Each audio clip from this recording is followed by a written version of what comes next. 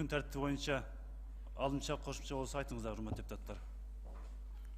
Өкмөттүн өкүлү. Саламатсызбы, урматтуу депутаттар, урматтуу Бентак Тугунович. Ар кандай маселеге биздин бир тескеме бар эле, ошону киргизип койсоңуздар. Бул тескеме 2 августтан 21 жылдын номер 138 тескеме менен бекитилген. Бул ремонт боюнча Академия драм театрынын имаратын капиталдык ремонт боюнча. Күн тәртибине ар кандай маселеге киргизебиз. Бизге келип түшкөн, анда кийинки дагы кошумча алымча бар, урматтуу депутаттар, күн тәртиби боюнча. Анда жок экен, анда урматтуу депутаттар, бүгүнкү күн тәртибин бекитип алуу боюнча добушка коем. Макул, каршы жок. Күн тәртиби бекитилди, анда жумушубузду баштай берсек болот. Кворум бар, менде давренесте турат.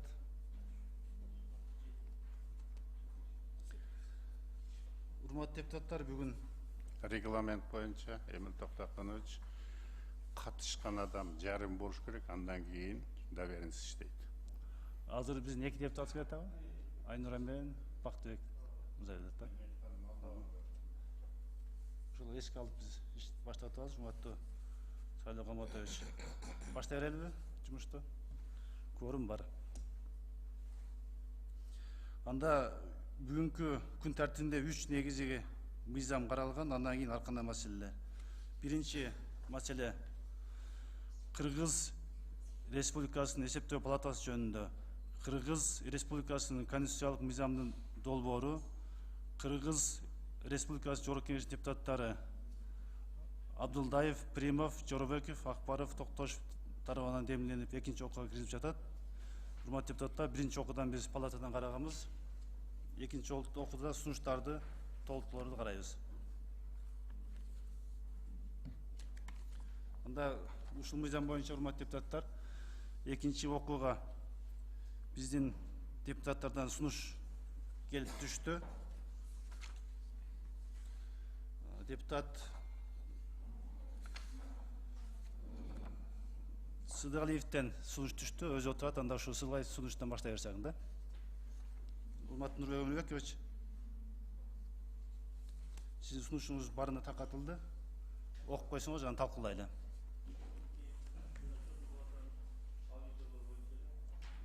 Саны боюнча экен, ооба. Микрофонду иштетип алсаңыз. Ошону иштеп көрсөтүп атыптыр. Эми проект ошондой экен да, ошону 6га көтөрүү боюнча да. Ошол боюнча берилген сунуш. Рахмат. Урматтуу депутаттар. Бу жерден анан Счетный палатанын бир сайтı бар да. Сизге дагы суроолор бар эле да. Ошол эгер 6га көтөрсөк, мисалы, 3-3 анан кандай кылсак болот? Дагы бирөө жогорку кеңеште бирди кошсок болот да. Саламатсызбы? Бүгүнкү күндө азыр 5-өө. Счетный деген болуш керек да. Ошону 5-өө. Ошону кандай сунуштар бар, ошо биз депутатты ошол жака булсак депчи дагы.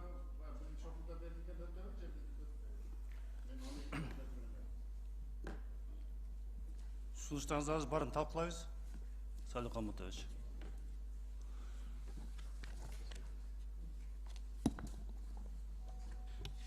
Урматтуу депутаттар, айтып койсом болобу? Азыркы долбоордо 6 деп турат уже. Акыркы 6 деп турат. Киргизилди. Сиздер 6 деп уже Кийин азыр бул долбоордо кирди уже.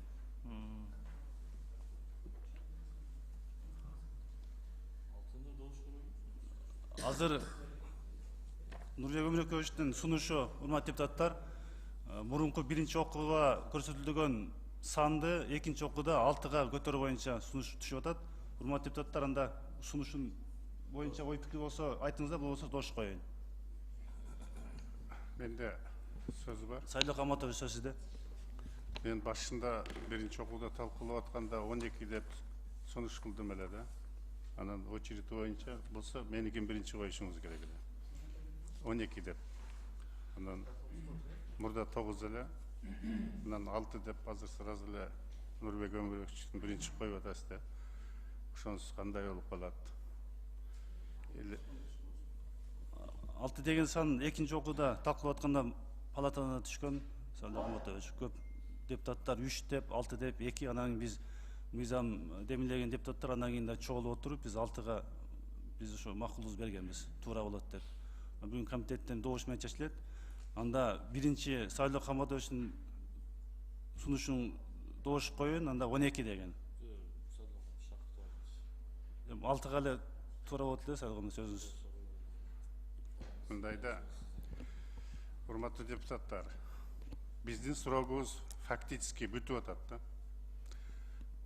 Примерно 100 депутат келбейт. 20-сы келиши мүмкүн. Кайра депутат болчу. Ошон үчүн биз тарых үчүн туура маселени коюп кетишибиз керек. Бардык өлкөлөрдө бул мында чындык үчүн да ушул кеңешип кескен бармак оорубайт деп ушул аудиторби башка бийликтин бардык бутактарын бөлүшкөн жерлерде стабилдүүлүк, анан ачык айкындык и бюджеттен урдоо, коррупция азайып атат да. Эми азайган сайын, бир болуп өткөн сайын бул проблема калып кетет экен. Биз азыр бир депутат көрүп коебуз. Азыр сиз сунуш кылсаңыз, бирок маселе анда эмес да. Биз келечек Кыргызстан өнүксүн, ушул счетный палатада өткөндө бир эме келтирдиңер, ушул ар бир аудиторго мынча сом акча чыгым болот экен деп, анын таап келгени 100 эсе, 1000 эсе көп болот го.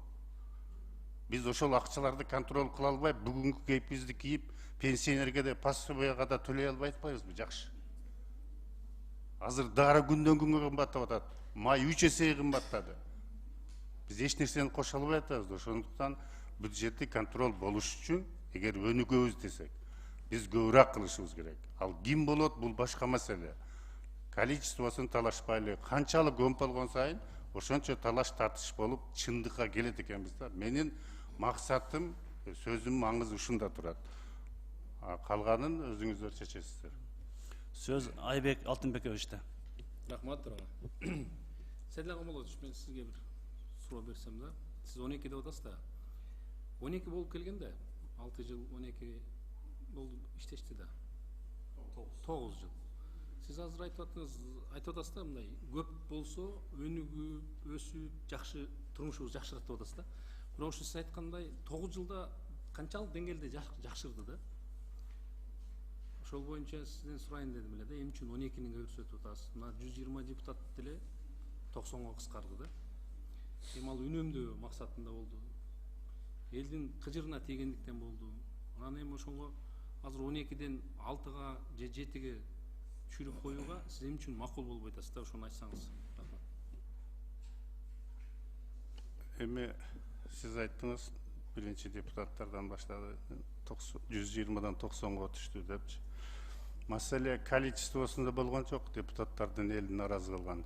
Маселе алдындагылар $1 миллион 100 000 чейин берип, анан жумушка да келбейт да. Элде ошондон наразычылык пайда болуп, мына бүгүнкү кейпибизди кийдик. И бул жерде дагы мына өткөндө булар 9 болуп бүгүнкү чейин иштеп атышат. И эч болбогондо 9 болуп калыш керек экен да, 3 болгон да мурунчу. 3 болгон, ошонун айынан революция да болду да, ошонго ошол себептер да болгон.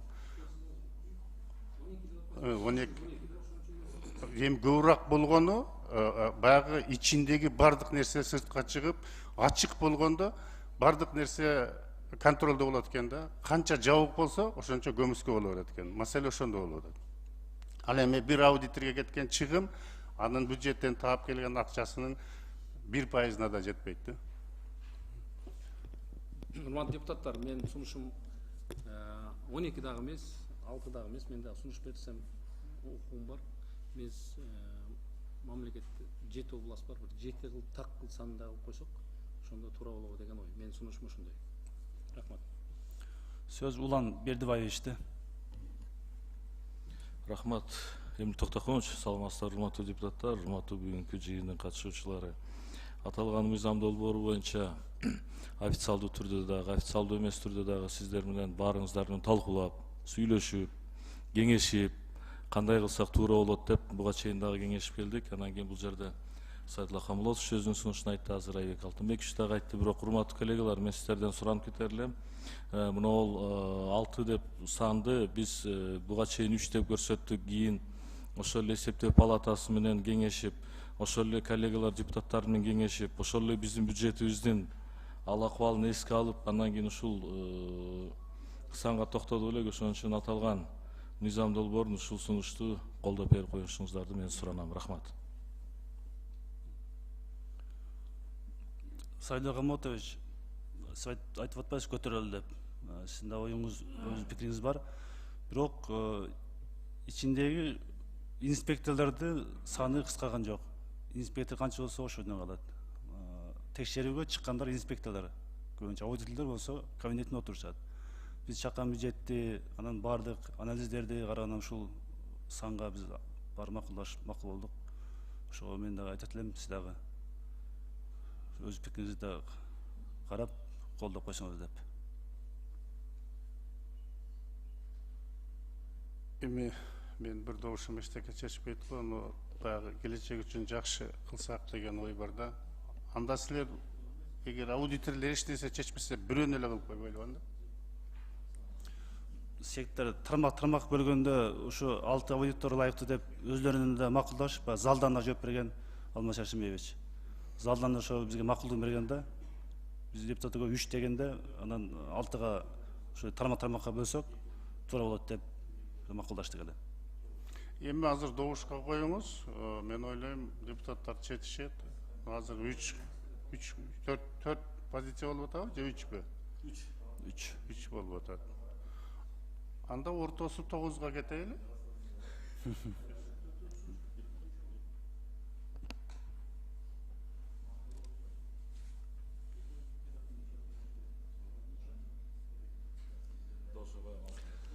Урматтуу депутаттар, анда Нурбек Өмүрбековичтин биринчи сунушун добушка коюн.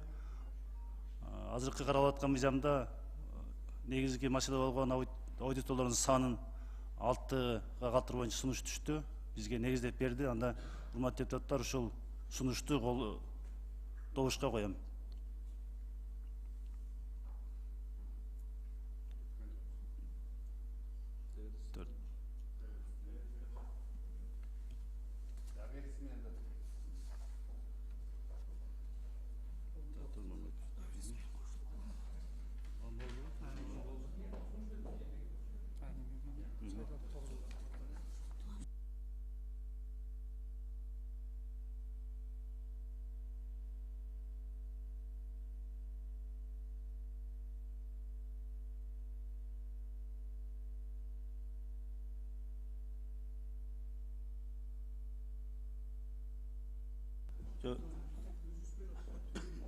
Эмин Тактаганович, биякта депутаттар менен сүйлөшүп атабыз да, бир мындай четный болуш керек депчи. Мен айтып атам, жана 6 аудитор болсо, бирөөнү биз депутаттардан берели. Ошол голос иметь этет да ошондо, тиякта барып. Ошондо жетип болот да ошондо. Ооба, 6 дегенде бизде да ушундай маселе көтөрүлгөн, жуп жана таксан деп. Ошондо. Голосту санаганда добушту, эле таксан болуш керек экен.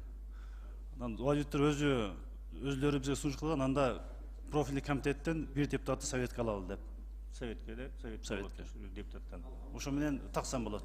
Жогорку кеңештин депутаты. Жогорку кеңештин депутаты. Голосу болот да. Бюджет комитеттен добушка ээ болот да. Ошону менен жетип алып атат, туурабы? Жок, ошондой. Мен жана айтпадым ошондучу. Кайрадан добушка коем? Сиз ошо Советте актыны карап добуш бергенде жуп таксан болуш керек. Эгерде 6 болсо, 2-ден бөлүнсө, анда чечим чыгып калат. Ошондуктан биз баягында да айттык эле палатадан. Анда 6 калтыралдагы 7-син профильный комитеттен бир өкүл советке мүчө болуп келет. Кайра коюп бериңиз, Эмин Тактаганович. Анда менде де 2 беренис бар, Улан Бердиевич 2 кайра коюп берсеңиз, ушу добушка кайра коюп берсеңиз тиги. Биякта эме болуп калыптыр да.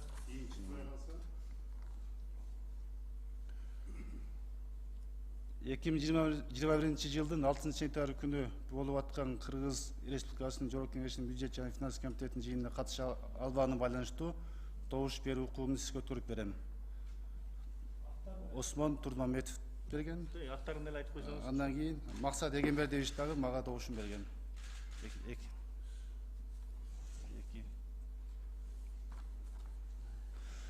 Анда кайра коюп бересиз. Кайра анда коеюн, Нурбек Өмүрбековичтин добушун. сунушун. Аны тактадык. Анда добушту сунушуңузду добуш коем.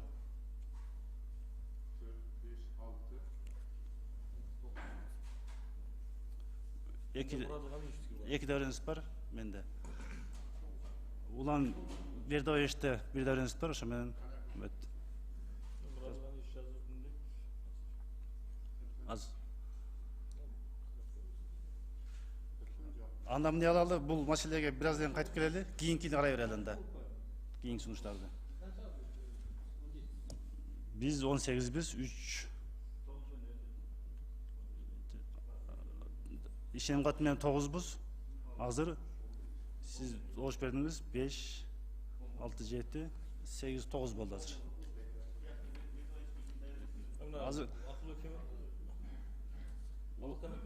жок, комитет эмес. Азыр улардын берди байышке ишеним катап келсе, ошо менен 9 болот. Анда бул Нурбек Өмүрбекович, бул маселеге биз кайтып келели, кийинки сунуштар карай берели анда. Кийинки сунуштар көп, кайтып келебиз анда сан боюнча. Акыл Канатбеков бизде комитет мүчө эмес. Урматтуу депутаттар, ошондой эле депутат Атазовдон сунуш келип түшкөн. Жалпы 9 сунуш экен, ушул сунушун карап койсок анда. Az işenim katı gelsin, Nurhan Mekkeş biz biraz otururuz ama kara koyuyoruz.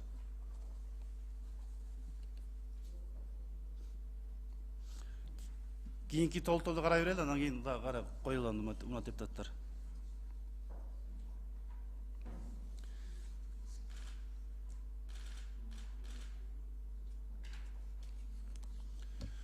Birinci sunuşu Мыйзам долбоорунун 3-чү беренеси төмөнкүдөй 7 жана 8 бөлүктөр менен толукталсын.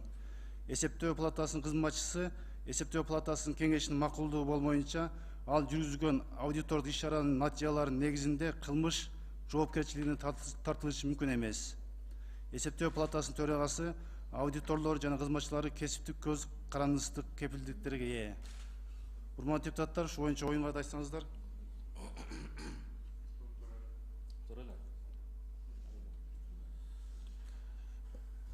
Бул Эль Токтохонович, бул сунуш туура эле сунуш, себеби дегенде эсептөө палатасы көз карандысыз болуш керек. Эгерде биз адилеттүүлүктү, эгерде биз акчаны үнөмдөөдө, акчаны целевой назначениясын, саясаты жок, эртең бүрсү күнү биздин эсептөө палатанын аудиторлорун кандайдыр бир саясий буйрутмаларга же да кандайдыр бир иштерге аралашып калышы мүмкүн да. Ошон үчүн бул туура эле берене болот, себеби дегенде биздин эсептөө палатанын аудиторлору көз карандысыз болуш керек. Алар жүргүзүп аткан иштерине саясат болбош керек. Биздин аудиторлор ошол акча каражатын так, даана кандай жумшалып атат, кандай болуп атат, ошону так көрсөтүп бериш үчүн бул берене керек. Ошон үчүн колдоп беришибиз керек го деп сунушумду айтам. Рахмат. Урматтуу депутаттар, дагы ой пикир барбы? Бул кеңештин макулдугу менен гана кийинки аудитор иш-чараны жүргүзгөн кызматкерлерге кылмыш жоопкерчилигине тартылышы мүмкүн деген норма кирип атат. Анда колдойсуздарбы, урматтуу депутаттар? Добуш коем, урматтуу депутаттар. Биринчи маселе боюнча макул, биринчи сунуш кабыл алынды. Экинчи сунуш мыйзам долбоорунун 7-чи беренесинин 5-чи пункту төмөнкүдөй редакцияда баяндалсын. Кыргыз Республикасынын министрлер кабинетинин эсептерин тейлөө, мамлекеттик карызды тейлөө, мамлекеттик сыр жөнүндө Кыргыз Республикасынын мыйзамынын күчү жайылтуучу улуттук банктын пайдасын, эсептерин жана операцияларын эсептөөнүн тууралыгы боюнча операцияларды жүзөгө ашыруу жагынан гана Кыргыз Республикасынын улуттук банкынын жана башка банктардын финансы кредиттик мекемелеринин аудитин жүргүзүү. 2 5. пункттан кийинки төмөнкүдөй мазмундан пункт менен толукталсын. Кыргыз Республикасынын Улуттук банкынын аудити анын финанс чарбалык ишинин маселелери боюнча Кыргыз Республикасынын президенттин тапшырмасы же Кыргыз Республикасы Жогорку Кеңеш токтому боюнча гана деген сунуш киргизип атат. Урматтуу депутаттар, бул жерде бул өзү башынан эле талаш редакция болгон. Биз Улуттук банк менен дагы макулдашканбыз. Ошондой эле эсептөө палатасындагы өкүлдөр менен кеңири талкуулаганбыз. Ушул боюнча урматтуу депутаттар, Улуттук банктын угуп койбойду. Элим Токтохонович, ошо сунушум туура айтасыз. Ушул маселе боюнча биздин Улуттук банктын төрагасынын орун басары отурат. Анын позициясын угуп койсок, андан кийин эсептөө палатасынын төрагасынын да позициясын угуп койсок, андан кийин бир бүтүм чыгарсак. Рахмат. Бул жерде урматтуу депутаттар, эки көз карандысыз мамлекеттик орган экөөнүн ортосунда мамиле болуп атат. Биз ошол мамилени так аңдап бериш керек. Экөө тең мамлекеттик орган, экөө тең финансылык чарбалык чоң каражатка ээ. Ошон үчүн биз мыйзам жазып бериш керек. Сөз сизде, Улуттук банктын төрагасынын орун басары. Урматтуу Эмил Токтохонович, урматтуу депутаттар, Өзүңүздү тааныштырып койсоңуз. Менин атым Нурбек Жеңиш, Улуттук банктын төрагасынын орун басары. Биз сиз айтып кеткендей өзүбүздүн позициябызды кат жүзүндө да ооз-экиде билдиргенбиз. Бир канча жолу азыркы сунушталып жаткан депутат Атасов тарабынан жана 7-чи беренесинин 5-чи пунктунун жаңы эле таанышып чыктык. Менде ушу расмий тилде гана эмеси бар экен, редакциясы.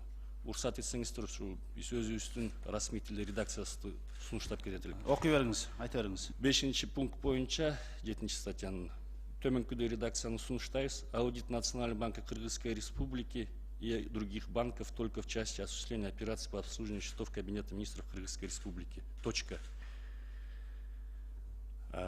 Буякта биз финансы кредиттик мекемелердин алып салымын сунуштайбыз. Анткени финансылык кредиттик мекемелер булар микрокредиттик компанияларды да, башка кредиттик союздарды да камтыйт да. Путаница болуп кетиши мүмкүн. Мындан тышкары да биз 6-чы сунушталып аткан 6-чы пункту да алып салымын сунуштайбыз. Анткени өзүңүздөр билгендей, Улуттук банк жөнүндө 19-чу беренесине ылайык Улуттук банк ишин жүргүзүүдө көз карандысыз принциптерин колдонот. Бул да эл аралык практика. Дүйнө жүзү боюнча Улуттук банк же борбордук банктар ушу көз карандысыз негизинде ишин жүргүзөт. Мындан тышкары да жылыга Улуттук банк көз карандысыз эл аралык аудиттен өтөт. Эл аралык аудиттер компанияларды тандаганда Жогорку Кеңештин депутаттары да катышат. Мындан тышкары да Улуттук банк ишмердигин жүргүзүүдө республикалык бюджеттин каражатын колдонбойт. Ошонун баарын эске алуу менен жанагы биз сунуштаган өзгөртүүлөрдү кабыл алыңыздарды суранабыз. Рахмат.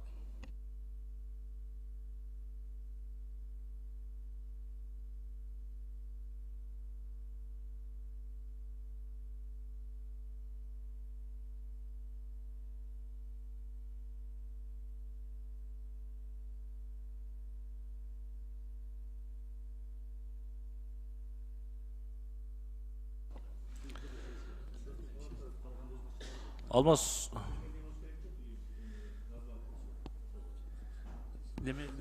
Тарелович, бул жерде мындай болуп атат да, азыр Улуттук банктын төрагасынын орун басары туура эле айтып атат. Эми чындыгында Тарелович, булардын биз баягы независимый аудиторду биз өзүбүз бекитип беребиз, Жогорку Кеңеш. Ошол независимый аудитор Улуттук банктын бүт баягы аудитордук иштерин жүргүзүп берет. Ошондо эсептөө биздин эсептөө палатанын ал жерде азыр айтып өткөн сунушун биз колдоп берип коюшубуз керек.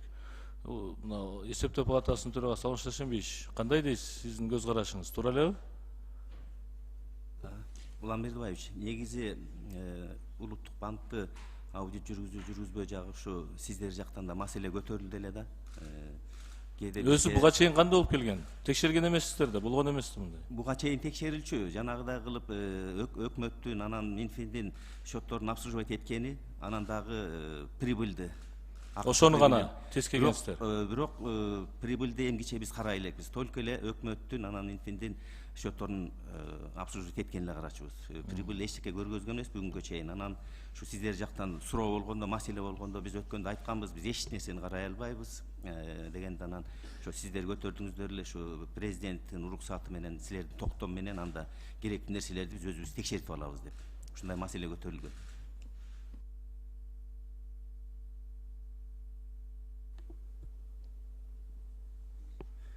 Тарел Улукбекович, сизде. Рахмат, Эмил Токтогонович. Мен берде 5-ші пунктка Улуттук банктын орун базарына кошулбайт элем да. Себеби жазылып тургандай карыздарды тейлөө, пайданы эсептөөнүн тууралыгы деген маселе туруп атат да. Берде карыздарды тейлөөдө коммерциялык банктар менен Улуттук банк толук иш алып барып атат. Бир эле мисал. Айыл чарбасы боюнча ФСК 8-9 боюнча мен бул убакка чейин бир да маалымат ала алган жокмун. Ким алып атканын, канча алып атканын, канчасы освоить этилип атканы боюнча вообще маалымат жок да. Ошондой эле пайданын эсептөө тууралыгы боюнча дагы маалымат жок. Жана сиздер айтып аткан независимый комиссиянын жыйынтыгындагы бул да толук көрсөтүлбөй атат. Ошон үчүн өзүбүздүн мамлекеттин көз карандысыз эсептөө палатасынын көзөмөлү керек деп эсептейм. Рахмат. Сөз Сайдулла Камалатовичте. Рахмат, Эмил Токтогонович, урматтуу депутаттар. Мына акыркы 8-9 жылдан бери ушул курс боюнча биздин Улуттук банктын жүргүзгөн иштеринде бир чоң жетишкендиктер болду деп айтсак болот. Мына 13-14 жылдар биздин кошуна мамлекеттердики 3 эсеге чейин инфляциясы өстү. Биздин Улуттук банк ушу биздин валютаны жакшы кармап калды да. Анан ошол коллектив жетекчи ушу жигиттер башынан бери иштеп келатат да. Биз азыр бузуп албашыбыз керек. Единственный устойчивый иштеп аткан Улуттук банк болуп атат да. Анан курс боюнча негизги убагында баягы рынокко чыгып сатып алып саткан боюнча чоң жетишкендиктер бар. Ошондуктан Эмил Токтогонович, менин оюмча бул широкий кругда эмес, ушу мыйзам долбоордун авторлору Улуттук банк и счетный палатанын жетекчилери болуп бир өзүңөр талкуулап, керекпи же керек эмеспи, анан биз азыр киргизип коюп, кийин ошондон проблема чыгып ишин аксатпашыбыз керек. Ошону өзүңөр бир талкуулап алсаңар деген оюм бар менин. Туура эле Сайдулла Камалатович. Себеби мисалы Улуттук банк микрофонго айтпай турган маселелер болот да кээде. Текшергенге кызыгы берген, бул менин оюмча анча эле туура эмес. Туура. Алмаз Шаршембаевич, сиз менен биз дагы бул маселе боюнча макулдаштык эле. Азыркы боюнча биз такыр эле текшербей деген жокпуз. Бул жерде жазылып турат. Жогорку кеңештин токтому менен президенттин тапшырмасы менен эсептөө палатасы Улуттук банкты толук текшергенге акысы бар. Бул пункт жаздык. Бул бар. Ушул жетиштүү дейм да. Бул атасынын сунушу боюнча азыркы прибылды санала деп атат да. Улуттук банк бизге айтып берген. Бизде бүгүн курсту 67-ден алып, мисалы 68 салсак 1 сом пайда, ошон 1 жылдан кийин бизге келиши мүмкүн дейт. Эмне үчүн 1 сом койдуңар, 2 сом койбойсуңар деп. Ошон үчүн булар макул, булар айтып атат, мамлекеттик счетту текшерсин деп атат. Жана сиз айткан ФСК мамлекеттик счет. Мамлекеттик счетту текшерсин. Биздин ички жанагы курс боюнча иштеген эмеге биз иштей алабыз, болбутубуз байлайт деп айткан да. Ошондуктан азыр эле чечип койсок, ушул маселени биздин мурунку эле жазылган мыйзам боюнча калтыра берсек. Мен сунуш кылат элем. Сөз берсеңиз. Сөз Урматтуу Эмил Токтогонович, уруксат болсо мен да кошумчалап кетейин. Ушу жана Тарел Улукбекович айтып атпайбы, ушу тышкы карызды тейлөөнү да текшериш керек. Тышкы карызды тейлөөнү бул өкмөттүн милдети. Биз өз убактысында ошону бизге сом которуп берет, өз убактысында анан аны конвертация жасап туруп доллар түрүнө же башка тышкы валюта менен эметебиз да, тейлейбиз. Ошол эле жакта биз тейлөө боюнча. Анан прибыль боюнча, прибыль текшерүү боюнча өзүңүздөр билгендей, Улуттук банктын эң негизги максаты бул деген бааларды туруктуу кармап туруу, инфляцияга жол бербөө жана биздин ата мекендик валютанын сатып алуу жөнөмдүүлүгүн камсыз кылууда. Улуттук банктын ушу прибыль көрүш же прибыль табыш бул деген максат эмес да. Мындан тышкары ушу ФСХ да айтып кеттим элем, ушу ФСХ деген бул өкмөттүн программасы негизинен. Эми биз дагы кайталап кетет элем, ушу 6-пункту сунушталып аткан 6-пунктун 7-беренесин ушу алып салууну суранабыз да. Рахмат. Бир суроо. ФСХ боюнча азыр эсептөө палатасы текшерип атат да. Туурабы сиздерде? Толук банкка текшерип атат. Ага уруксат берип атасыздар да. Болгон мыйзам жол берсе бүт маалыматтардын баарын берип атабыз да, мыйзам чегинде. Урматтуу депутаттар, Сайлау Каматович дагы жакшы пикир айтты. Анда Улан Бердибаевичтин сунушун добуш коем. Мурдакы редакция боюнча калтыруу боюнча. Добуш. 6-пункт алынса биз каршы эмеспиз да.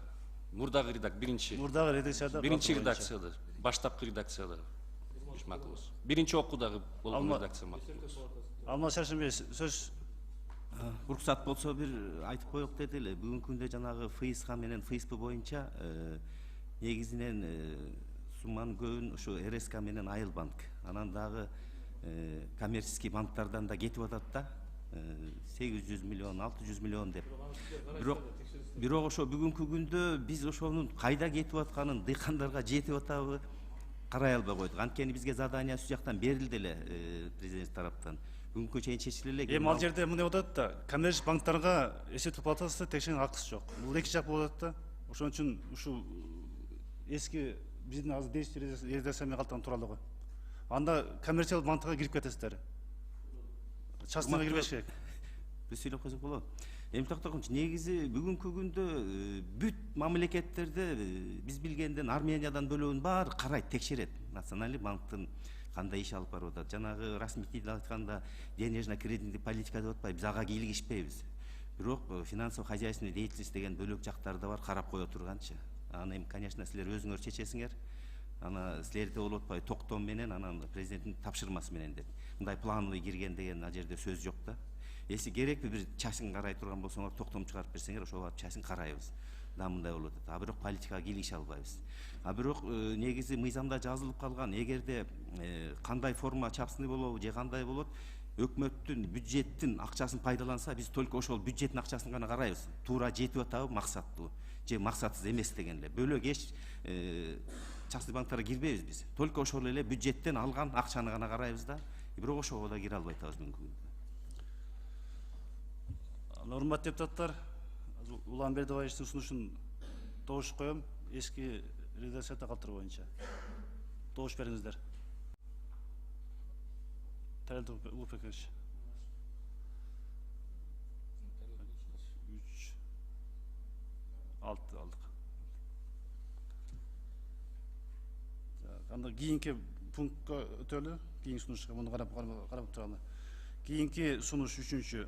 Мыйзам долбоорунун 8-беренесинин 1-бөлүгү төмөнкүдөй мазмундагы 5-пункт менен толукталсын. Мамлекеттик бийлик органдарында жана жергиликтүү өз алдынча башкаруу органдарында алардын күнөөсүнөн улам финансылык тартипти бузууга жол берилген мамлекеттик бийлик органдарынын жана жергиликтүү өз алдынча башкаруу органдарынын кызмат адымдарын элеген кызмат ордундарын бошотуу жөнүндө сунуштарды киргизүүгө.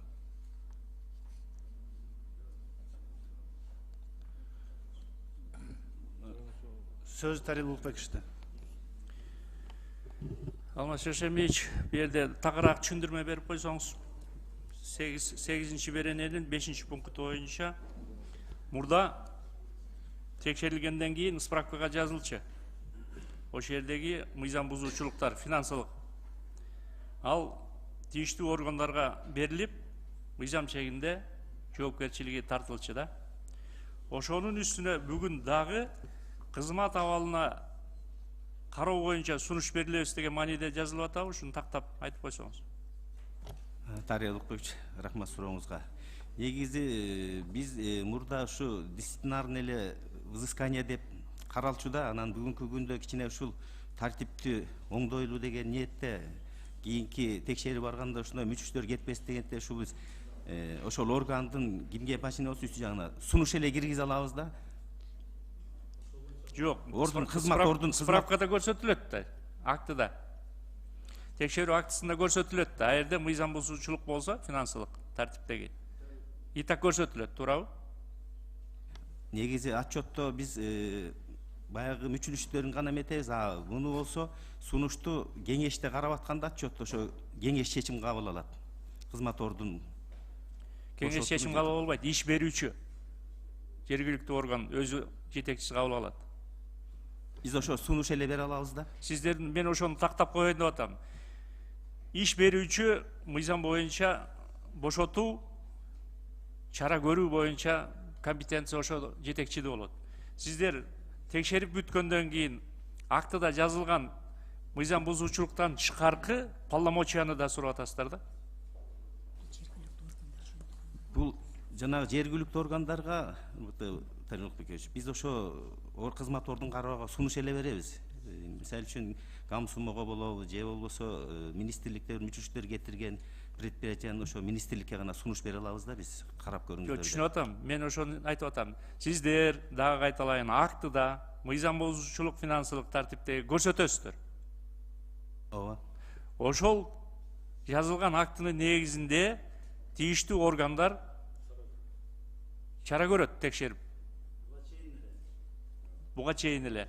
Анын үстүнө дагы кызмат абалына биз дагы сунуш берип атабыз да.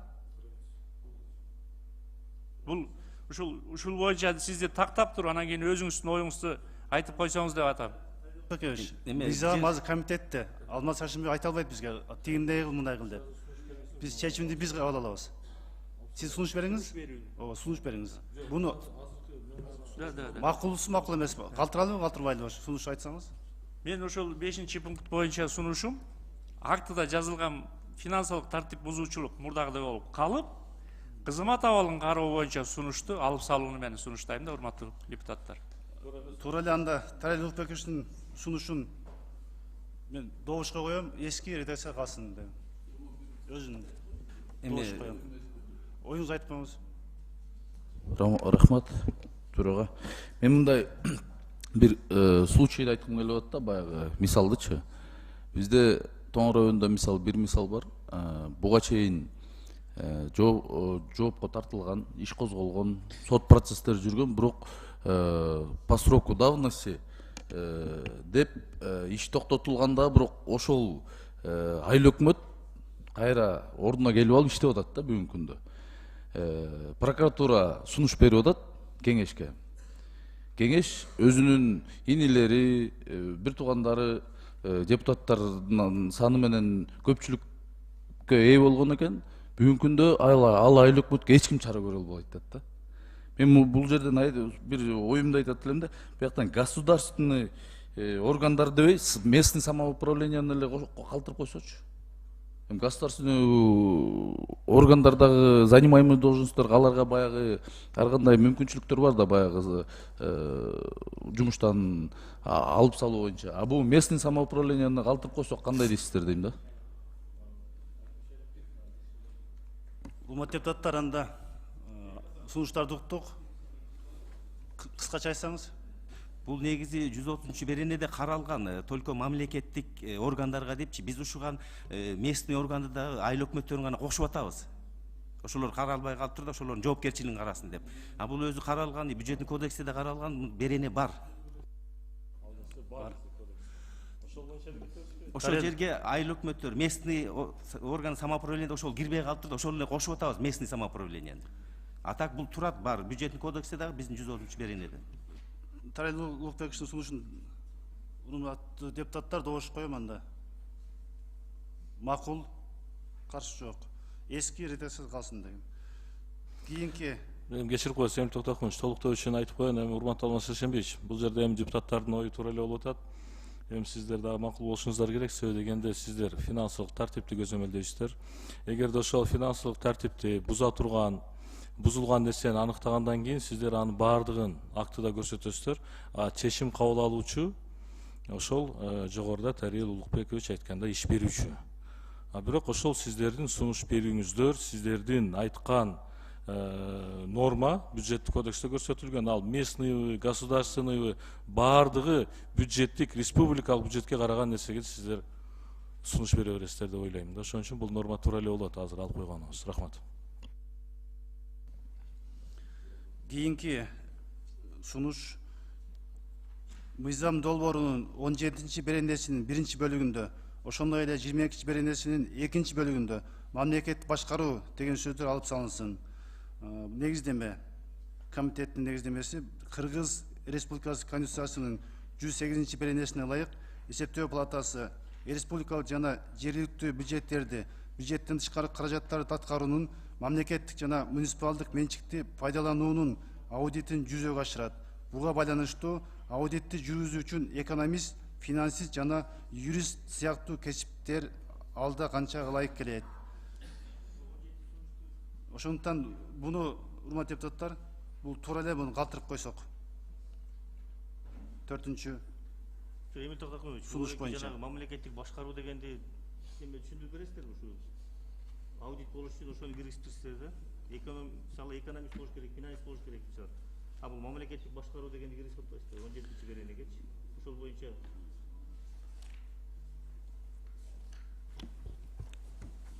Нурбек Өрбекович, негизи бул бюджет финансыдан тышкары государственное управление деген финансыдан тышкары дагы биз бүгүнкү күндө ошо мамлекеттик мүлктү эффективдүү пайдаланышын карап атпайбызбы? Азыр мисалы үчүн мэрияларда муниципалдык кызматтар бар, ошол жанагы мүлктүн баарын пайдалануусун эффектисин караш үчүн ошо госуправление ошолорду да киргизип атабыз да, кроме бюджет финансыдан сырткары деп. Жок, муну мен ойлойм, мындай исключать этиш керек деп ойлойм да, ушу мамлекеттик башкаруу деген ушуну алып эле салыш керек болуп атат да. Бул жерде юрист, финансист, экономист жазылган мамлекеттик башкаруу деп жазылып калганда ошол сөздү алып салсын деп сунуш туура эле. Туура эле да, ошону Бул эми обширный да, мамлекеттик башкаруудун бүт профессия бар да. туура. Ошон үчүн ушул буну туура деп кабыл алып калтырсак, урматтуу депутаттар. Калтырабызбы же алыш керек? Жок, буну алып салыш керек. Сунушун кабыл алабыз, алып салыш керек. Туура, мен макулмун. Туура. Урматтуу депутаттар, анда добуш коем. Макул, каршы жок. 5-чи сунуш мыйзам долбоорунун 23 беренеси төмөнкүдөй мазмундагы бөлүктөр менен толукталсын. Ушул конституциялык мыйзамдын 22 беренесинде каралган коюлуучу талаптарга ылайык келген учурда Кыргыз Республикасынын эсептөө палатасында конкурстук тандоодон тышкары кызматка кирүүгө өзгөчө укукка төмөнкүлөр ээ. Өздөрүнүн жазуу жүзүндөгү арыздын негизиндеги мөөнөтүнөн мурда бошотулуучу аудиторлор, мурда бошотулган аудиторлор конкурс жок кийинки кабыл алганда дайындалышын мөөнөтү аяктагандан кийинки аудиторлор ушул берененин 4 бөлүгүнүн күчү мурда аудитор болгон, дайындалышынын мөөнөтү ушул конституциялык мыйзам күчүнө киргенге чейин аяктаган адамдарга жайылтылбайт. Бул эгерде конкурс болсо, мурунку аудитор болуп иштеп кеткен аудиторлор кайра без конкурс кабыл алынсын деп жазылган. Ошон үчүн бул да туура эмес, эми алар иштен кетсе кайра жалпы тартипмен кабыл алыныш керек да. Бирдей болуш керек. Баарын бирдей болуш керек. Биз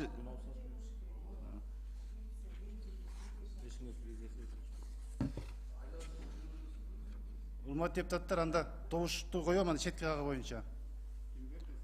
Макул, каршы жок. Аты азып берген. Бирок аудиторлор жооп берип атат эле. Кийинки 6-чы сунуш. 9 сунуш келген да. Жалпы 8 сунуш келет. Мыйзам долбоорунун 25 беренесинин 1 бөлүгүндө тар кесипкөйлүк адистердин талап кылынуусунда деген сөздөр алым салынсын. Комитеттин негиздемеси Кыргыз Республикасынын Конституциясынын 108 беренесине ылайык эсептөө палатасы республикалык жана жергиликтүү бюджеттерди, бюджеттен тышкаркы каражаттарды пайдалануунун мамлекеттик жана муниципалдык менчикти пайдалануунун аудити жүзөгө ашырат.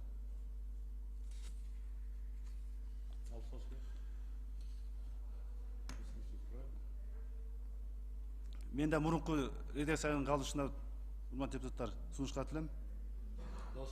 Добуш коем, урматтуу депутаттар. Эски редакция калсын баштапкы. Макул, каршы жок. Жетинчи сунуш. Мыйзам долбоорунун 47 беренесинин 5 бөлүгү төмөнкү редакцияда баяндалсын. Кызматчы пенсияга чыгышына байланыштуу мамлекеттик кызматта болуунун курагынын чегине жеткендигине байланыштуу иштен бошогон учурда эсептөө палатасы белгиленген тартипте эсептөө палатасынын фондунан 6 айлык орточо эмгек акы өлчөмүндө бир жолку төлөм жүргүзөт. Комитеттин негиздемеси. Депутаттын сунушу Кыргыз Республикасынын Конституциясынын 113 беренесинин ченемдерине ылайык келет. Ага ылайык ушул бөлүмдө көрсөтүлгөн мамлекеттик органдардын ишин уюштуруу жана тартиби, ошондой эле алардын көз карандысыздыгынын кепилдиктери конституциялык мыйзамдар менен аныкталат. Бул мыйзамда жазылган, аныкталат. Буну фондду төрага өзүнүн полномочиясында негизинде, мыйзам негизинде өзүңүз чечилет. Мыйзамда жазылганда. Буну калтырып деле койсок, оюңузду айтсаңыздар. Хорошо. Оюңузду айтсак болобу, Эми сөз Улан Бердибаевичте, анан сиздин оюңузду алабыз. Кечиресиздер, бул жанагы пенсияга чыккан дегенди алып коелу дегенбиз, анткени ага чейин дагы чыгышы мүмкүн. 58 жаштан 60-тан деп баягы стаж жеткендер. Ал эми бул жерде болсо ушу 65 предельный возрастка чейин иштегендерге, иштедиңер деп рахмат катары дегенде 6 акылат берели дегенбиз да. Ошону мен тактайын деп атпаймынбы. Себеби дегенде именно эрте эмес, ошону так даана көрсөтүп коюш керек. Предельный возраст. Жашын, ошону ушул жерде так эле көрсөтүп коюш керек. 65 жаш депчи. Анан себеби дегенде 45 жашында, же 38 жашында, же 50 жашына кетип эле анан кийин сиздердин фондуңуздардан акчаны разбазаривать эткен туура эмес болуп калат. Ошон үчүн сиз айткандай, ошол эсептөө тармагында, финансы тармагында эмгектенип, ардагер болуп, заслуженно баягы сиздерден акча каражатын алып кеткен туура болот. Ошону 65 жашты туура так даана эле көрсөтүп койсок кандай дейсиздер? Каршы эмессиздерби? Ошону сунушту эми токтоп коюңуз. Туура. Ушуну так 65 деп жазып коелу. Анда, урматтуу депутаттар, добушка коем, анда тактоо иретинде 65 деген сан так жазып коелу да. Улан Бердибаевич, добуш берип койсоңуз. Макул, каршы жок. Акыркы сунуш. Мыйзам долбоорунун 53 беренеси төмөнкүдөй мазмундагы ченем менен толукталсын. Эсептөө палатасынын иштеп жаткан аудиторлору өздөрү шайланган бүткүл мөөнөткө өз ыйгарым укуктарын сактайт. Азыркы шайланган аудиторлор? Аз комитеттин немесе окуп коюн, корутундусун. Негиздемесин анан талкуулайбыз. Депутаттын сунушу Кыргыз Республикасы ченемдик укуктуу актыларында жөнүндө Кыргыз Республикасы мыйзамынын 9 беренесине ылайык келет. Ага ылайык жоопкерчиликти белгиленген же күчөткөн жарандарга, юридикалык жактарга жаңы милдеттер жүктөлгөн же алардын абалын начарлатуучу ченемдик укуктар актылар мурункуларга карата колдонулбайт. Сөз Сабилбек Хаматовичте. Рахмат. Урматтуу депутаттар, бул туура нерсе. Парламент өзүн сыйлаш керек деп ойлойм. Биз сыйлап өзүбүздүн чечимибизди сыйласак бул туура эмес. Бизден өткөндөн кийин ошол жерде биз 5 жылга деп шайлаганбыз. Ошол 5 жылдык мөөнөт өткөнгө калыш керек. Башка деле органдар, ошол эле парламент, судьялар өзлөрүнүн кечээ конституция өзгөрүлгөндө жазып алып калды да. Бул туура деп ойлойм. Муну эске алышыбыз керек.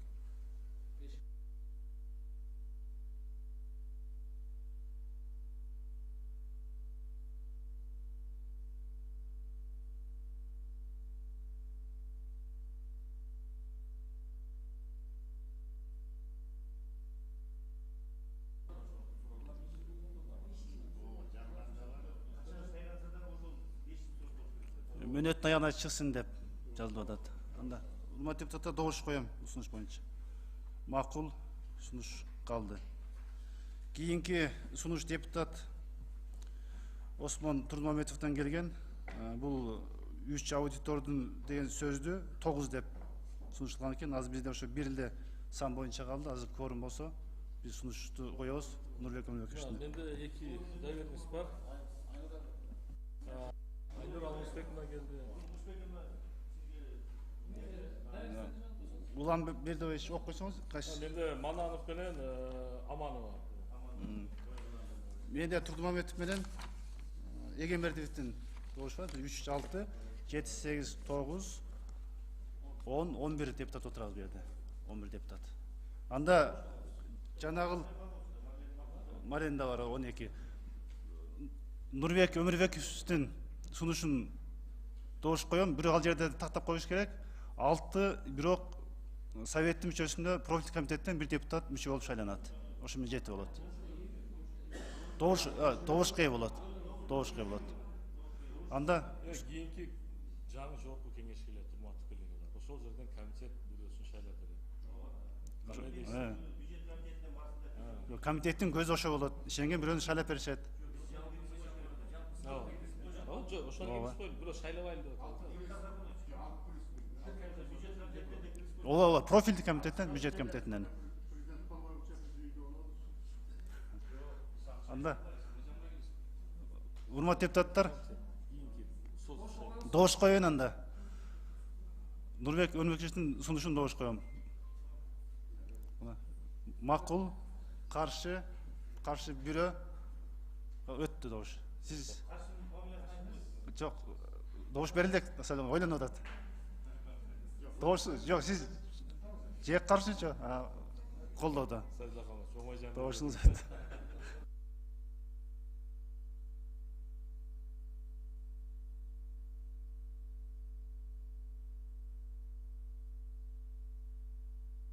Урматтуу депутаттар, анда эсептөө палатасы боюнча мыйзамды, конституциялык мыйзамды талкуулап бүттүк. Экинчи окууда комитетте толук каралды, сунуштар бар эске алынды. Анда сөз берем сизге. Анда ушул экинчи окууда комитеттин чечимин добуш коем. Экинчи окууда кабыл алуу боюнча, оңдоп түзөлөрдү эске алуу боюнча. Сунуштардын баарын эске алуу боюнча макул, каршы жок. Сөз Акыл Канатбековичте. Рахмат төрага.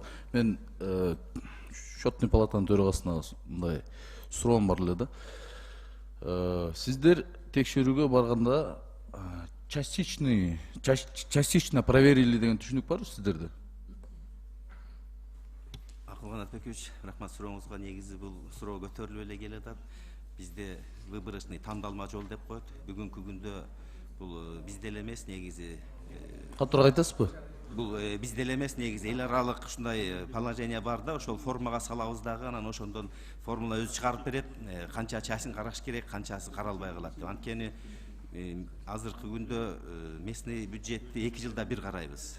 Ал эми калган мистерликтерди жылына карайбыз. Анан ал жерде бир 3-4 бухгалтер же 5 бухгалтер 2 жылдык кылган нерсени биздикилер бир 20-25 күндө сплошной карап чыкканга физически мындай убакытта жетпейт, колдо жетпейт да. Бизде болгону бүгүнкү күндө 204 эле кызматчы бар. Анан биз планга киргизгенде күндөрү дагы ошондой чакандап беребиз. Жок, привлеченный аудиторлорду алып келесиңер да. Алар да бар, бирок алар аз санда да. Урматтуу комитеттин мүчөлөрү кичине мындай тынчтанып койсуздарбы? Улбай алды да жооптор. Айта бер, улай бериңиз. Ошол бул международный жана эл аралык эмеде каралган, бул дагы баардык мамлекеттерде ушул пайдаланат. Анан жанагыдай кылып бүт баардык документти текшерип чыкканга мүмкүнчүлүк жок да, убакытта жетпейт, бизде ушу кызматчылар да жетишпейт. Жок, сиздердин ушу мындай частичный проверка деген жериңерде мындай кичине күмөн жаратып турган учур бар экен да. Ошо сиз частичный проверили деп туруп, сиздер баягы ачыгын айтканда кичине баягы жеңичинен сүйлөшүү учурлар болгондой болуп, анан кийин сиздерден кайра кийин келип текшерсе, ошол жерден бир нерсе чыгып калса, биз частично текшердик элек, толук текшербей калдык элек деп баягы өзүңөргө жакшы бир мындай эме таап кетет экенсиңер да, баягы причиначы. Акылланып уруксатпы? Негизи буга чейин болуп келген, биз муну тандалма жол менен деп эле мисалы сиздерде текшергенге жараша эми жоопкерчилик болуш керек да. Биротоло эле текшербейсиңер, частичный деген нерсеңерди алып салбайсыңар. Ошого бир Эмил Токтоконович, мен бир мындай сунуш киргизсем болобу? Буларда мисалы мен бир канча жолу көп жерлерден угуп калдым. Частичный проверка дешет экен дагы. Кийин үстүнөн текшерип, ошол жерден бир мүчүлүштүктөр чыгып калса, биз частично проверка кылган элек, толук текшербей калган элек деп, булар баягы жеңил кутулуп кетет экен да. Акыл Канатбекович, biz азыр мыйзамга добуш берип койдук. Сиз сунушуңузду палатадан бериңиз, экинчи окуп каралып атканда. Жок, ошон үчүн мен Палатадан. жана сиз кабыл алганга чейин мен сөз сурадым да, өзүм оюмду кошумча кылып коеюн депчи. Сиз шашып ушул эле эме кылып койдуңуз. Эми комитеттин мүчөсү эмес деген ойдо мындай кичине баягы эме кылып атасызбы, баягы ушмилет этип атасызбы же? Сөзүм бар ага дедиңиз чейин да. сөзүм бар эле деп сизге кол көтөрдүм эле. Сунуш десеңиз, сунушуңузга отелер. Бирок экинчи окууда палатадан сунушуңузду бериңиз. Талкуулайбыз. Жок, эми экинчи Жазуу түрүндө окууда бериңиз. мен комитетте берип атам да, Эмил Токтокунович. Эми азыр сиз мындай кичине башка комитеттин мүчөсү болбогон депутаттарды сыйласаңыз. Жок, сиз сыйлайбыз, сөз берип атабыз, сунушуңузду. Сөз берген ал вынужденно бересиз, обязан бересиз да. Эми ал колго милдет кылбагыла эми сөз бергениңерди. Жазуу түрүндө берип коюңуз сунушуңузду. Хорошо, Жазуу берип коюңуз. уруксат. Акыл Канатбекович, жанагы негизи бул выборочно деген сөз мурда айтып кеттим го. Ошондой кылчубуз. Бүгүнкү күндө мынакей 21-жылдан баштап атайы формула бар. Ошо формулага салганда ошол бул часть текшерилет, бул калат деп рисктерди эсептеп чыгат. Бул биз ойлоп чыгарган эмес, бул эл аралык эмеде ушундай формула бар да. Бүгүнкү күндө биз ошого өтүп атабыз да. Эгерде ошол формула салып бергенин ичинен чыгып калса, анда обязательно жооп берет инспектор өзүнүн эмне үчүн ал жерде карабай кеткени. Анан мен айткандай жанагы сизди түшүнүп атам. Бул жерде жанагынча документациянын ар бирин бирден карап чыгыш мүмкүн эмес, чынын айткандачы. А бирок формулага түшкөн ичинен чыкса, анда жооп берет инспектор. Эмне үчүн аны карабаган? Азыр мына учурдан пайдаланып, мен айтат элем, баягы сиздер баягы текшергенден кийин да жоопкерчилик болуш керек да, сиздерде да болуш керек да. Мен ошону эле айткым келди да. Ошого эле басым жасагым келди. Анан учурдан пайдаланып сурап калайын. Северюк боюнча текшерүү актыларын качан алып келесиздер? Комиссиянын мүчөлөрүнө. Жол боюнчабы? Бүгүнкү күндө аяктап атат, отчетту ошо бүтсө эле беребиз. Мынакей негизи жумуш көп да. Кичине бул пандемия болуп дагы жанагы 50%. Жок, августтун 15-inde бүтөбүз деп эдиңиздер беле, анан азыркыга чейин эмнеге алып келе албай атасыздар? Дагы эле текшерүү жүрүп атат. Биз обязательно эси суроошту Жок, десеңиз бүгүнкү муну бир сураныч кылат элем. Биз азыр комиссия иш алып барып атат, тездетип койсоңуз. Рахмат.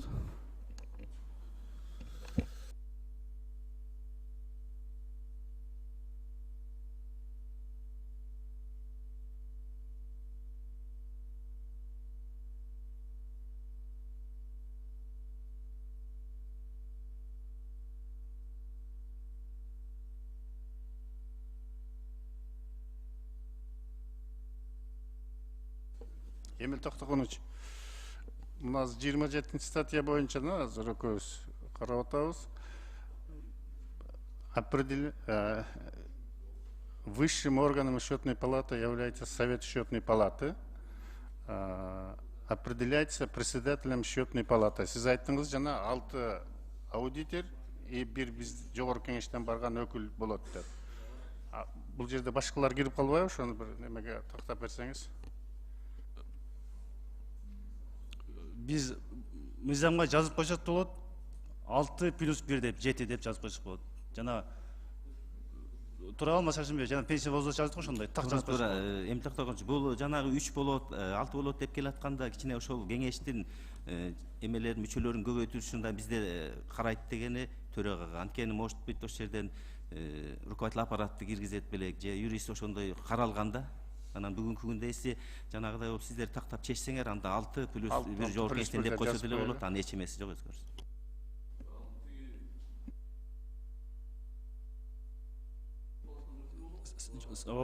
Ооба.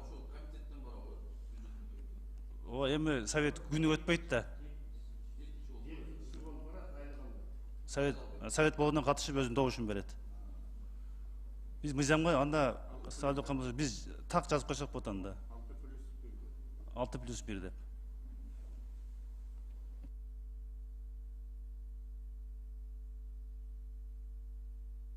Урматтуу депутаттар, анда кийинки маселени кароого өтсөк. Кийинки маселе.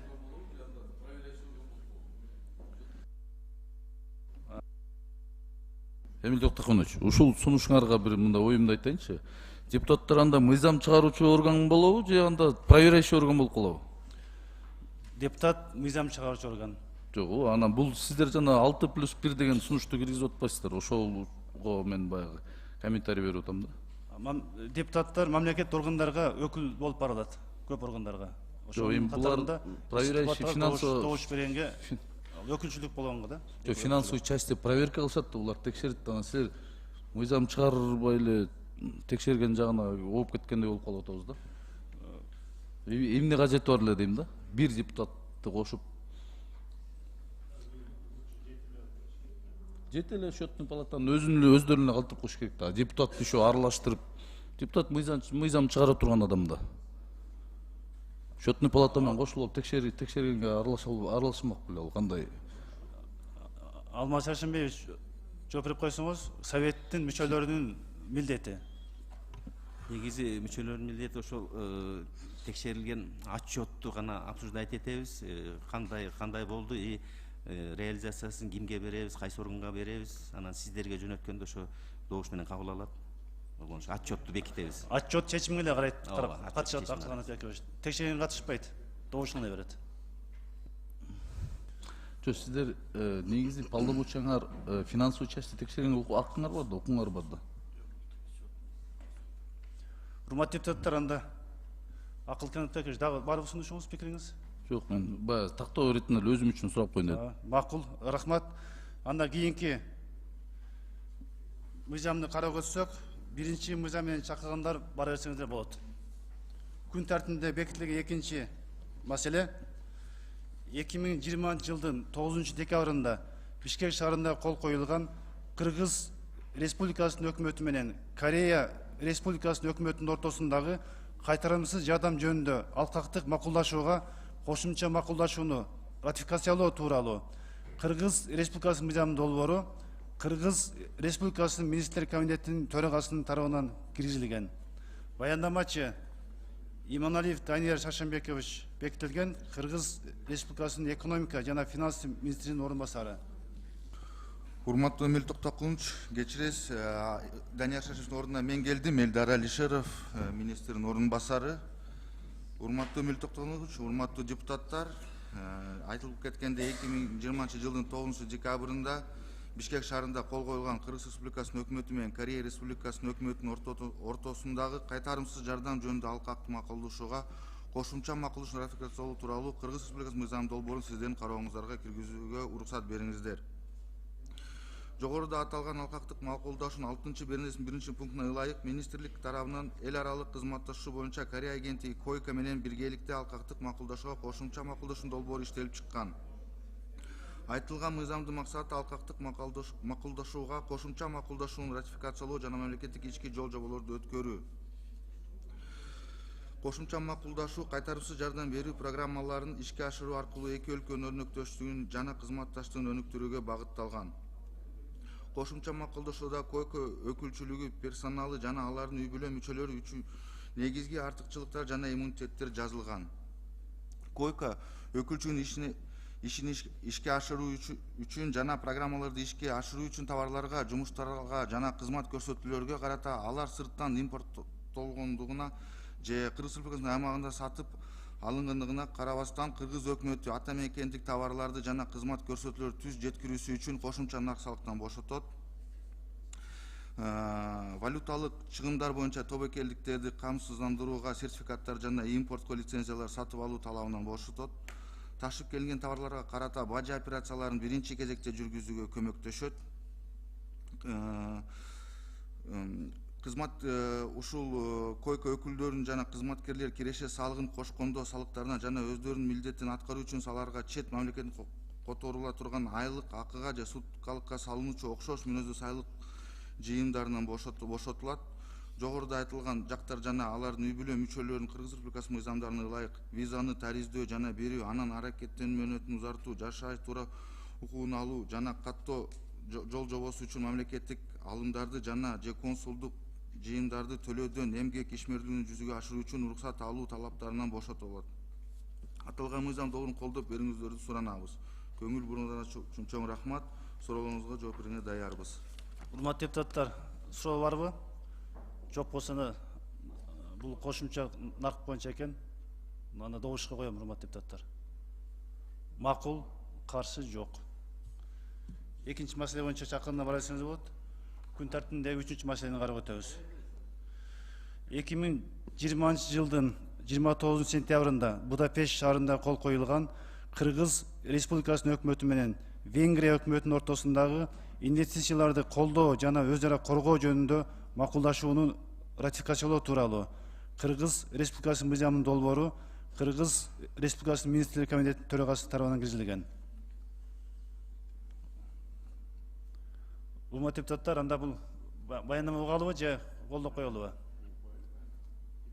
Анда баяндамачы уруксатпы? Өзүңүздү тааныштырып. Урматтуу Эмил Токтокович, урматтуу комитеттин мүчөлөрү, баяндамачы Баясов Нурадил, инвестиция министринин орун басары. 2020 жылдын 29 сентябрда Будапешт шаарында Кыргыз Республикасынын өкмөтү менен Венгрия өкмөтүнүн ортосундагы инвестицияларды колдоо жана өз ара коргоо боюнча макулдашууга кол коюлган. Ал макулдашуу Кыргыз Республикасынын министрлер кабинетинин 2021 жылдын 24 июлундагы номер 109 тескемеси менен жактырылып, жогорку кеңештин кароосуна жана бекитүүсүнө киргизилип жатат. Аталган макулдашуу эки тараптуу экономикалык байланыштарды кеңейтүүдө маанилүү элемент болуп саналат. Анда максаты инвесторлор үчүн жагымдуу шарттарды түзүү жана капитал салуу менен байланышкан мүмкүн болчу тобокелдиктерди азайтуу. Мында эки тараптуу ортосунда талаштарды конструктивдүү түрдө сүйлөшүү жолу менен чечүү максаттары да коюлган. Атап кетсек, бул макулдашуу Венгрия шаарында экономика министрлиги тарабынан кол коюлган. Ошондуктан ушуга байланыштуу урматтуу комитеттин мүчөлөрү 2020 жылдын 29 сентябрда Будапешт шаарындагы Кыргыз Республикасынын өкмөтү жана Венгрия өкмөтүнүн ортосундагы инвестицияларды колдоо жана өз ара коргоо боюнча макулдашууну Кыргыз Республикасынын мыйзамдарына тийиштүү ички жол жоболорду аткаруу максатында даярдалган. Ошондуктан сиздердин баарыңыздарды колдоп, ушуну кабыл алууга тууралуу жактырып берүүңүздөрдү сиздерден суранам. Суроолор болсо, биз жооп бергенге даярбыз. Рахмат. Урматтуу депутаттар, бул инвестицияны тартуу, колдоо, ошондой эле Венгрия өкмөтүнүн ортосунда макулдаш экен. Кызматташ боюнча. Урматтуу Сайдулла Канболотович, бул кабинет министрлер тарабынан кабыл алынып жаткан убакытта экономика министрлиги болчу, андан кийин инвестиция министрлиги түзүлгөндөн кийин бул маселе толугу менен бизге өткөн.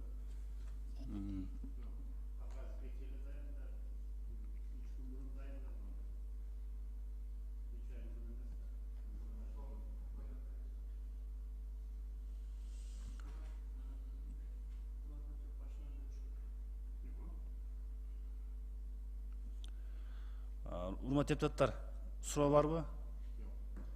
Анда добуш коюп, инвестицияны тартуу колдоо экен, ратификаны колдоп койсок, бул макулдашуу эле. Макул, каршы жок.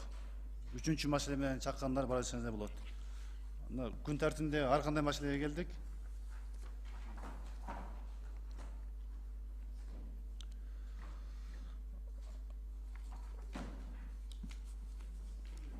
Урматтуу өкмөттүн өкүлү, ар кандай маселе боюнча окуп койсоңуз, бирден суроолорубузду берип, биз добушубузду беребиз. Биринчи улуттук академия, улуттук драма театрды окуп койсоңуз, ошондон баштаңыз. Урматтуу Эмил Токтокович, сиздин карооңуздарга бюджеттик кодекс боюнча макулдашууга кабинет министринин буйругу алып келип жатабыз. Биздин драма театрынын ачылышына бүтүрүп ачылышына 44 миллион 722 миң 900 миң сом керек болуп жатат. Ошону 21 жылдын бюджет республикалык бюджетине жана 22-23 божомолуна киргизгенге сунушталып жатабыз. Каржы булактары дайындалган. Бул деген Россия Федерациясынан берилген гранттын эсебинен, калдыктары боюнча ошол эсебинен каржыланат. Колдоп берүүңүздү суранабыз. Урматтуу депутаттар, ошо 44 миллион сом Минфин эмне кажыла элек. Ремонтту бүткөн, бирок бул кишилер ошо подрядчикке карыз болуп калган. Жетекчиси өзү келип отурат, сурооңузду берсеңиз болот. Сөз Сайдулла Каматовичте. Урматтуу депутаттар, муну колдошубуз керек. Эми ушу бизнесмендер да карыз кылып кармап жүрө берген туура эмес. Муну мен колдойм. Менде бир башка маселе болуп атат да, мына кабинет министрликке. Бизде 1 сентябрда жылда окуу башталчу эле, быйыл 15 сентябрга жылды да. Базар Коргон районунун Арсланбап деген айылында 2 мектеп бүтүп, бири 180 орунду, экинчиси 360 орунду. Бирок ичинде 1 сомдук да эмерек жок турат. Ровно 9 күндөн кийин окуу башталат. Бул 56 мектеп Кызыл Алма деген. Андан кийинкиси 55 мектеп. Анан шуну да чечиш керек. Эми Азаттыктан да чыгып айтышты. Кабинет министрлигинин өкүлдөрү шуну да эске алып койсоңуздар. Атак колдойм.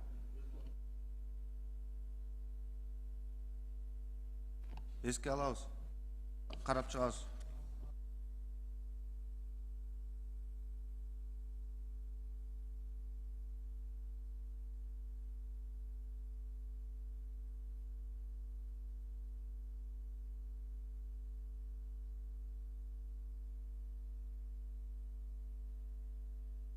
Söz Arslanbek Akbarovичте. Мен кабинет министринин орун басарларына, өкүлдөрдө. Мына Лелек району боюнча баягы Булакбашы айылында 736 орундуу мектеп бүгүнкү күндө авариялык состояниясы аябай начар болуп, мектеп окуучуларга мындай кооптуу болуп атат да. Ушул Булакбашы айылынын элдеринен жана айылдык кеңештин депутаттарынан сунуштар түшүп атат да, кайрылуулар. Баткен областынын губернатору менен МЧСтин өкүлдөрү келип туруп, бир корпусун жаап кетти. Себеби дегенде ал мектепте окуганга эч мүмкүнчүлүк жок депчи. Ушул мектеп боюнча сиздердин кабарыңыздар барбы, жокпу? Лелек району Булакбашы айылы боюнча. Айылды кайра айтып койсоңузбу? Булакбашы айылы. Булакбашы айылындагы Булакбашы орто мектеби экен булчу. 736 орундуу мектеп экен. Лейлектеги? Ооба, Лелектеги. Мага азыр айылдык кеңештин депутаттарынан айылдагы элдерден кайрылуулар келип атат да, тынбай элечи. Бүгүнкү күндө авариялык состояниеда экен мектеп. МЧСтен анан губернатор барып туруп бир корпустун жаап келген экен. Буга мына Аскарова неме Алмазбековна дагы барып өзү күбө болуп келди окшойт, Сиз да барып келип көрдүңүз да барып. Ушул мектеп боюнча сиздерде барбы мындай маалымат? Өзүңүз билесиз, азыр Баткен областу бизде өзүнчө бир аймак катары эсептелет. Бул өзгөчө бир биз караш менен карап чыгабыз. Буну да биз тактап туруп сизге жообун берели. Буга чейин азыр мына айылдык кеңештин депутаттары тарабынан айтылган сөздөр болуп атат. Буга чейин мурдагы өкмөт башчыларга, азыркы өкмөт башчыларынын баарына кайрылдык дейт. Эч кандай майнап чыкпай атат деген ушундай сөздөр болуп атат да. Ушуга бир көңүл бурсаңыздар. Карап чыгабыз, сизге маалымат беребиз. Маалымат берип коюңуздар мага, кат жүзүндө жок дегенде, хорошо? Түшүндүк. Рахмат. Кийинки сөз Айнура Алмазбековнада. Мен кесиптешим Арсланбек Акбаров көтөргөн теманы улайын деп атам. Как раз мен да муну палатадан көтөрө турган маселе ушул. Булакбашы мектебин өзүм көрүп келдим. Сиз деле кабарыңыз бар болуш керек. Жумушчу топ Баткен областын жакшыртуу боюнча түзүлгөн жумушчу топтун курамында мындан 2 ай мурун дагы биз барганбыз. Чындыгында Булакбашы мектеби абдан мындай авариялык абалда, абалы абдан оор. Ичин араладык, көрдүк. Эч кандай окуу ал жерде жүргүзүүгө мүмкүн эмес. Бул 736 орун, 736 орун. Айылдын балдары мындай четканда канча бир жылдан бери карай талаалап калган да. Талаалап эле эч кандай окуунун сапаты жок. Ал жерде урап аркасы мына бүгүн эртең урайын деп турат. Менде сүрөттөрү да бар, баары бар. Сиздер ушуну мындай Кыргызстандагы мектептердин абалынын эң алдыңкы орунга керек болсо бир 3 эгер 3 илтик менен эсептесек биринчи экинчи орунга коюп мындай тез арада карап бербесеңиздер абал абдан кооптуу. Өткөндө биздин мамлекет башчы барганда дагы ушул райондун депутаттары Айыл апа да кайрылды болуш керек. Бул ошол эле кат жүзүндө жоопту мага да берсеңиздер деп айтат элем, анткени өзүм барып көрүп келгендигиме байланыштуу да. Ушуга мындай өкмөт бекем позиция менен туруп берсеңиздер, анткени Баткен элинен өзгөчө макам кабыл алынды, бирок кайсы приоритеттер, кайсы жагынан биздерге жардам болот деген суроону аябай берип атышат. Анан биз жөп жөнөкөй мектебин оңдой албасак өзгөчө макамды киргизүүнүн зарылчылыгы канчалык эле мисалычы. Ошон үчүн өкмөт ушуга бекем туруп берсеңиздер. Анан экинчи драма театр боюнча албетте биз баарыбыз колдойбуз. Маданиятты эң биринчи колдошубуз керек. Бул эми мамлекеттин жүзү, ансыз деле маданиятыбыздын абалы бизге белгилүү. Сурайын дегеним кыска гана, акыркы жолу качан кандай ремонт болду эле?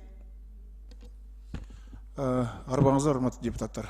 Айнур Алмазбековна, 19-жылы 20 миллионду освоить этип жетишип калдык. 20-жылы 20 миллион декабрь айында бөлүндү, аны деле освоить этип жетишип калдык. Негизи биз убагында жанталашып атуу оборудованияларын баарын алып келип алдык. Россиядан, Краснодардан креслолорду алып келип алдык. Воздушное отопление боюнча көп чоң оборудованияларды алып келип киргизип алдык.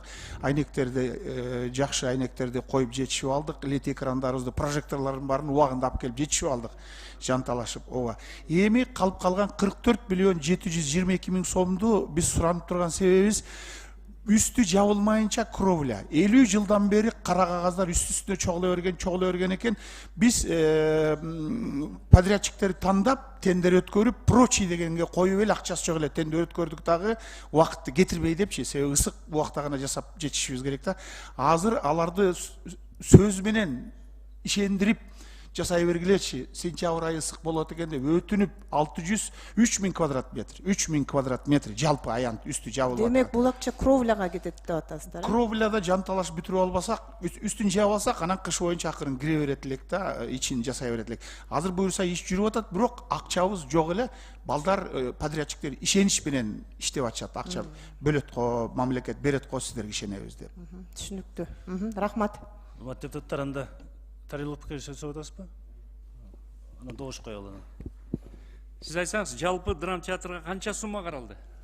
19-жылы 84 миллион 605 миң 100 сом каралган. Кыскасы жартысы финансировать этилди, эми жартысынан көрө калыптыр да. Подрядчиктерге карыз болуп турабыз, чындыгында алар бизге ишенип оборудованияларын алып келип киргизип беришкен, бирок долларга алып келишкен оборудование 84-5ке чыгып кетти, 85ке чыгып кетти. Алар 67-68 убагында алып келишкен, абдан ыңгайсыз абалда калдык. Калпычу болуп турабыз. Сөзгө ишенип алып келишти. Эмне үчүн убагында 44 миллион берилбей калды? Бизге жанакы эмесин берет, эмесин заявкасын, ошондо биз төлөп турабыз да. Убагы келгенде беребиз. Мына 21-жылга созулуп кетти. Мына сиздин карооңуздарга берип атабыз. Азыр бул кабинет министринин буйругу менен калган 44 миллионду азыр беребиз. Жаңы эле тендер өткөзүп, жаңы эле башташып атат иштерди. Бизге заявкасын бергенде биз каржылап беребиз. Сиздер финансирование кылгандан тендер бир айдын ичинде өтсө, анда кыш болуп калат беле? Жок, бизге заявка бергенде эле биз каржылайбыз да, биз заранее акча бербейбиз да. Жок, бул жооп бере албайт, бул бала жок болчу Минфинде. Анда заметке калып койсоңуз, Талас районунда Кара Суу айылында садик ачылууга 2 жыл болду, даяр турат да. Штат бирдиги берилген. Финансирование болбой атат. Былтыр пандемия деп шылтоологонбуз, быйыл дагы туруп атат. Качан финансирование болот? Ушу менен курсасызбы? Жок, биз карап чыгып сизге жооп берели анда. Мага кагаз жүзүндө жооп берсеңиз. Расмий түрүндө жооп бересиз. Аерде штат бирдиги каралган, бүткөн, курулупчу. Иштеш керек болду. Рахмат. Урматтуу депутаттар, муну эми колдоп коелу. Бул 2019 жылда башталган проект. Биз билебиз, комитеттен биз 85 миллион сомду биз колдоп бергенбиз, бирок толук каржыланбай, Минфин кичине мындай туура эмес подготовка койду. Биздин кыргыз драма театры мына борбордо. Ушул рахмат сизге, Асылбек Өзбек, сиздин күчүңүз менен биз билебиз, азыр бүтүп, азыр подрядчиктерге карыз болуп турасыздар. Эми биз колдоп беребиз, андан кийин дагы биз ишке ашышын Минфинден көзөмөлдөйбүз. Кышка чейин баарын бүтүп алыңыздар. Урматтуу депутаттар, добуш коем. Макул, каршы жок. Калган эки маселе калды, ар кандай. Кыргыз Республикасы Жогорку Кеңешинин бюджет жана финанс боюнча комитети менен макулдашы боюнча Кыргыз Республикасынын экономика жана финанс министрлигине караштуу мамлекеттик салык кызматына 85 миллион сом акча каражатын бөлүп берүү жөнүндө Кыргыз Республикасынын Министрлер комитетинин 2020 жылдын 26 июлундагы 113 текстемеси макулдашууга киргизилет. Урматтуу депутаттар, биз буну караганбыз. Бул жолдомо каты келбей калган, бүгүн келди, ошон үчүн биз дагы бир жолу коюш керек. Добуш коем, урматтуу депутаттар. Макул, каршы жок. Чоң рахмат. Дагы бир маселе бар, окуп коесузбу? Ооба, дагы бир маселе бар. Дагы биз кабинет министринин буйругу сиз менен макулдашууга келип жатабыз. Ошол эле 21-чи республика бюджетине жана 22-23 божомолуна киргизилип жаткан цифралар. Бул деген биздин институт экономикалык саясаттын институту түзүлгөн, билесиңер, ошого биз 14 миллион 292 300 миң сом каражат сурап жатабыз. Каржы булактары аныкталган. Бул деген коммерциялык банктардын пайыздык ставкаларын субсидиялоо, чыгымдар беренелеринин үнөмдөлгөн каражаттары. Ошол эсебинен каржылайбыз. Колдоп берүүңүздү суранабыз. Чоң рахмат. Урматтуу депутаттар, суроолор барбы? Бул 252 жекешкелерге субсидиялар боюнча коммерциялык банктардан пайыздык ставкаларын субсидиялоо, чыгымдарды беренелерин үнөмдөлгөн каражат эсептелген дейт. Бул кайсы каражат үнөмдөлгөн? Биз элдерге пандемияда кредит алган жекешкелерге биз акчасын берген жокпуз да, кече алган жокпуз. Силер экономдоп калыпсыздар. Ушул боюнча бизге берилди кагаздан барды. Биз карайлы, туура экономдогонбу? Андан кийин биз чечим кабыл берели. Жарайт. Анан мынау институт боюнча да биринчи биз маалымат алып атабыз. Бизге маалымат берсин, канча адам иштейт, бул эмне иш кылат? Институтта 21 адам иштейт. Жаңы эле ошол 21 адам эмеси структурасы кабыл алынды. Жаңы эле ошол 21 адам азыр ишке алынды. 21 адам ошо экономик саясаттын оңдогонго, жаңы стратегияларды жазганга жана оперативдүү бир чечимдерди даярдаганга атайын ошо институт иштеп жатат да, биз экономика жана каржы министринин алкагында. Урматтуу депутаттар, бул боюнча биз маалымат угуудан кийин комитет карасак. Макулсуздар. Кат берсин анда. Анан акыркы маселе, Кыргыз Республикасынын улуттук статистика комитети Кыргыз Республикасынын статистика боюнча кеңеш жөнүндө Кыргыз Республикасынын президентinin жарлыгыны андан ары бекитүү үчүн Кыргыз Республикасы Жогорку Кеңешинин бир депутатын статистика боюнча кеңешке курамына көрсөтүү боюнча кат келген. Биздин комитеттен бир депутатты сунушубуз керек. Араңызда көрсөңүз да бирөөнү шайлап коеланда. Статистикага бизден комитеттен. Өкүл. Айнур Алмазбековна макулсузбу?